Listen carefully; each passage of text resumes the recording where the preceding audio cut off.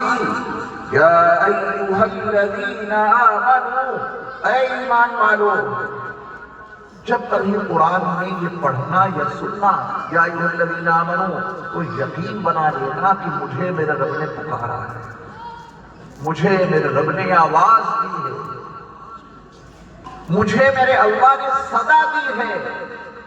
حضرت عبداللہ ابن عباس رضی اللہ تعالیٰ عنہ کا قول مبارک اس سلسلے میں بڑی اہمیت کا حامل ہے۔ در منصور میں ان کا یہ قول منقول ہے۔ آپ فرماتے ہیں کہ قرآن مجید میں جہاں کہیں یا ایھا الذین آمنوا آ جائے تو اہل ایمان کی ذمہ داری ہے کہ اگلی بات کو سننے کے لیے پوری طرح تیار ہو جائیں۔ ان کے اللہ نے انہیں آواز دی ہے، پوچھو کیا آرڈر ہے، کیا حکم ہے، ہم اس کو پورا کرنے کے لیے تیار ہیں۔ بنائیں گے ایسا مزاج؟ یا ایھا الذین آمنوا اذا قمتم الی الصلاۃ، اے ایمان والو جب تم نماز کا ارادہ کرو، نماز برپا کرنا چاہو، نماز قائم کرنی ہے تمہیں، اور تم باوضو نہیں ہو، تو تمہیں 4 کام کرنے ہیں۔ کتنے؟ صرف 4 کام کر لینا، پھر نماز پڑھ لینا۔ فاغسلوا وجوہکم، تم اپنے چہروں کو دھو۔ یہ پہلا آرڈر ہے اللہ کا ایمان والوں کے لیے۔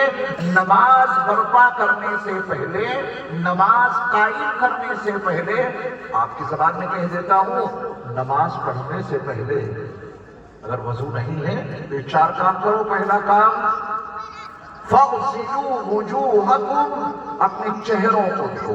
دوسرا کام وایدیکم الی المرافق، اور اپنے ہاتھوں کو کوہنیوں سمیت، یہ کوہنیاں دھونے میں شامل ہیں۔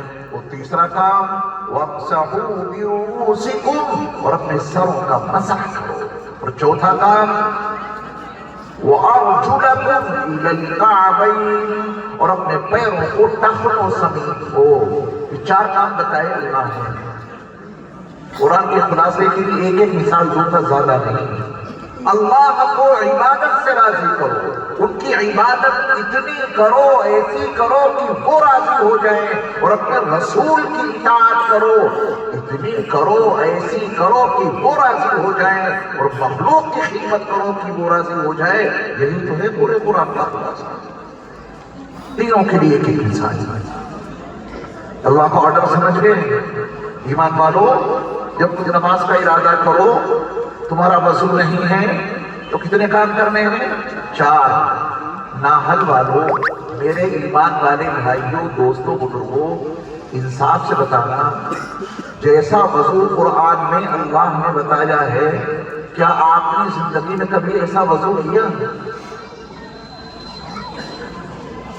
اللہ کا آرڈر یہ ہے کہ تمہیں نماز سے پہلے جب وضو کرنا ہو، پانی لے کر چہرہ دھونے سے اپنے وضو کو شروع کرو۔ کبھی آپ نے ایسا وضو کیا کہ وضو کرنے بیٹھے ہوں، پانی لیا اور چہرہ دھونا شروع کر دیا؟ کیوں نہیں کرتے ایسا؟ قرآن نے نہیں لکھا۔ جواب اس کے سوا کچھ نہیں۔ اللہ کا حکم پورا کرنا یہ ہمارے فرائض منصبی میں شامل ہے۔ ہم اللہ کے حکم کو ضرور پورا کریں گے، لیکن نبی کے طریقے پر پورا کریں گے۔ کس کے طریقے پر؟ نبی کے طریقے پر پورا کریں گے تو اللہ کی عبادت بھی ہو جائے اور رسول کی اطاعت بھی ہو جائے۔ اب جب آپ وضو کرنے بیٹھے تو آپ نے دونوں ہاتھ گٹوں تک پہلے دھوئے، گٹوں تک۔ واللہ قرآن میں یہ کہیں نہیں لکھا کہ آپ گٹوں تک پہلے ہاتھ دھوئیں، وہاں تو لکھا ہے چہرہ دھو۔ آپ نے چہرہ دھونے سے پہلے یہ 3 مرتبہ دونوں ہاتھ جو گٹوں تک دھوئے ہیں، یہ کیوں دھوئے ہیں؟ اس لیے کہ قرآن کا خلاصہ یہ ہے، اللہ کو راضی کرو عبادت کے ذریعہ، اور رسول کو راضی کرو اطاعت کے ذریعہ۔ قرآن میں تو بے شک نہیں دکھا ہے کہ دونوں ہاتھ گھٹنوں تک دھو، لیکن میرے نبی کی پیاری نورانی سنت ہے کہ اللہ کا حکم بعد میں پورا کرنا، پہلے نبی کی اس سنت کو اپناؤ۔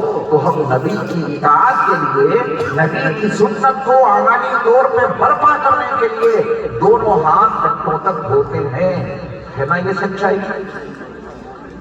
دونوں ہاتھ گھٹنوں تک دھو کر بھی آپ چہرہ دھونے کے لیے بھی تیار ہیں۔